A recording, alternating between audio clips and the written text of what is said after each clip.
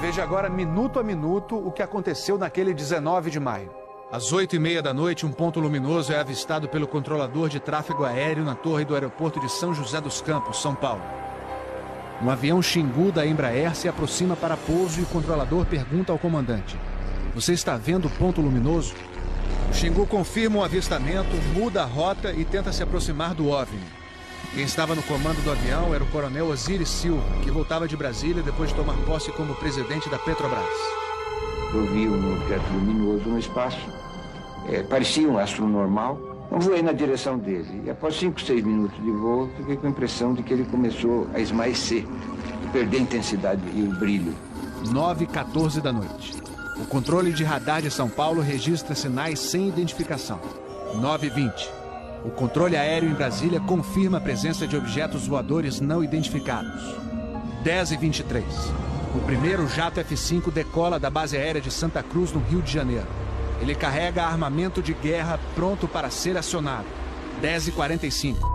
O radar da base aérea de Anápolis, em Goiás, detecta sinais no radar. Um Mirage também armado decola em busca dos OVNIs. 11h15 da noite.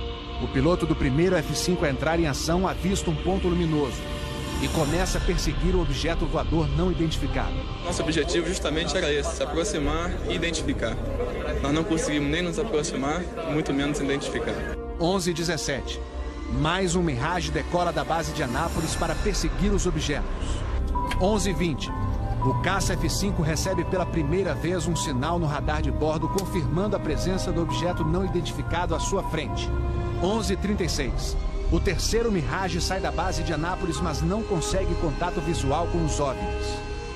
Naquela noite, 5 jatos da Força Aérea foram acionados e retornaram sem conseguir se aproximar dos objetos.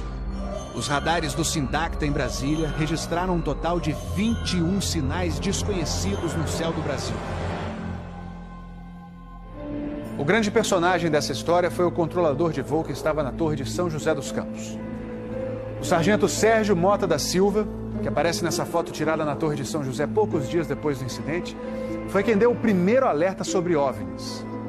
30 anos depois, Sérgio, que hoje é controlador de voo civil, deu a primeira entrevista para uma TV.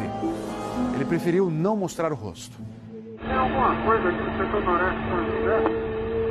Um farolzinho por lá? Eu estou olhando bem, o bicho está parado. Quem sobe, quem desce, nem vai para a esquerda nem para a direita. Está paradinho lá.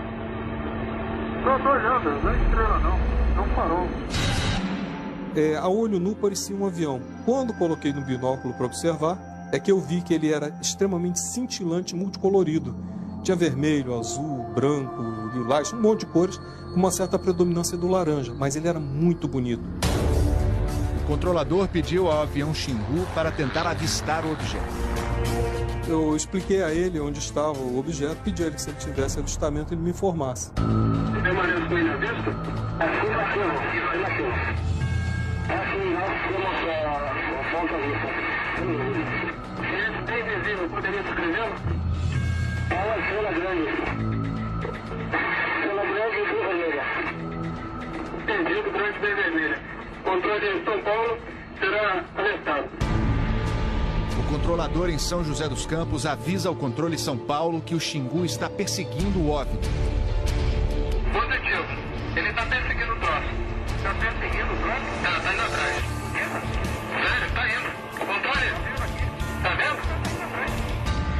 Próximo de São Paulo, já da região do radar, esse objeto simplesmente desapareceu do radar. O Xingu também perdeu contato visual com ele. O avião Xingu abandonou a perseguição e pousou em São José dos Campos. Pouco depois, o controlador da Torre de São José alertou o controle São Paulo. Outros OVNIs estavam aparecendo no céu. Estou vendo 3 agora. São 3 luzes. Mas parecem estrelas, mas o radar não pega estrelas. O que é isso? Você observa alguma mudança de cor, alguma coisa? Pode ser. Rapaz, eu não sei. Pra mim, o olho aqui tá parecendo estrela, mas só que um monte de cor bonita, rapaz. Tá vermelho, amarelo, branco. Tá dando um monte de coisa. Pô, tão barato isso aqui. Deve ter uns cacos por aqui já pelas fotos que eu tô fazendo aqui. Ainda bem que vocês estão vendo também, senão eu ia pensar que eu tô ficando doido. Pô, rapaz, tô arrepiado, meu irmão. Só dos pontos brancos afastados mais baixos. Estou entrando no alinhamento da pista, além da cidade. Tem 2 altos aqui no alinhamento da pista e tem mais uns 2 ou 3 embaixo, outro baixo agora. Continuam se movimentando. Coisa linda, meu irmão. Pô, tá ficando bom esse negócio, viu? Tá ficando bom.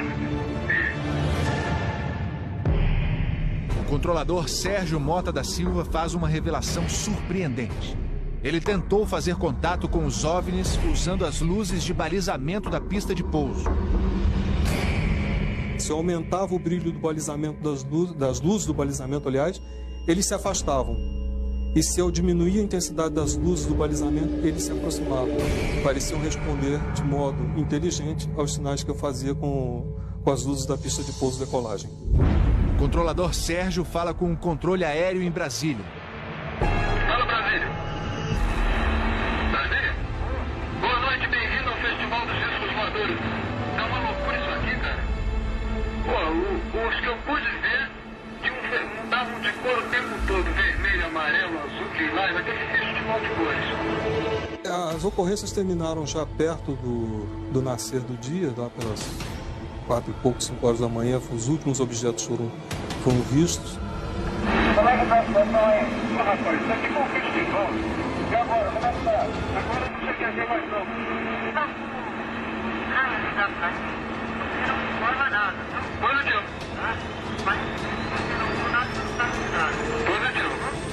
O Fantástico também teve acesso às gravações das conversas entre os pilotos e a defesa aérea.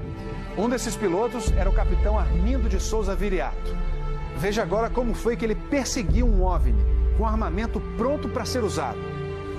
Eu tenho contato. Convite? Foi contato. Prossiga nesse contato, caçador. 7. Caçador passando a roda. 7. Caçador passando a rojão. No código dos pilotos, isso quer dizer que o caçador, o avião caça, entrou na situação rojão. O míssil está pronto para disparar. Prossiga nesse contato. Foi, tem Judite agora. 7. Judite significa que o alvo está no radar. Ou seja, o piloto pode atirar se for autorizado pela defesa aérea. Mas neste momento, o alvo se afasta em alta velocidade. Está aumentando. Aumentando a distância, confirma. Afirmativo. A distância está aumentando de novo aqui. 7. Passando rápido. Comportamento muito estranho, ok? O capitão Viriato falou sobre a incrível velocidade dos OVNIs numa entrevista ao Fantástico. Essa aceleração, o radar de Brasília chegou a pegar na época de defesa aérea, deu aproximadamente Mach 15. Isso aí daria em torno de 15 mil km por hora. 15 mil quilômetros por hora é uma velocidade muito acima dos jatos mais rápidos do mundo, que chegam no máximo a 4 mil quilômetros por hora. Um documento confidencial do Comando de Defesa Aérea de junho de 1986 concluiu: os objetos produziram ecos nos radares do sistema de defesa e também nos jatos que perseguiram os OVNIs. Houve contato visual dos pilotos. Os objetos atingiram velocidades supersônicas e mostraram capacidade de acelerar e desacelerar de modo brusco. E a principal conclusão do relatório: os fenômenos são sólidos e refletem inteligência, pela capacidade de acompanhar e manter distância dos observadores, como também voar informação. Não foi possível identificar a origem dos objetos. Foram esses 2 ufólogos, pesquisadores de OVNIs, que conseguiram no Arquivo Nacional em Brasília a liberação gratuita dessas gravações. O fenômeno OVNI é real, existe, e o governo sabe disso, as Forças Armadas sabem disso. Essa documentação sendo exposta para o público permite que as pessoas entendam que isso não é brincadeira. Não tem como a gente falar que seriam naves extraterrestres, né? Eram objetos voadores não identificados. Não podemos dar qual a procedência deles, qual a origem. É alguma coisa inexplicável do nosso ponto de vista tecnológico à época e mesmo ainda hoje.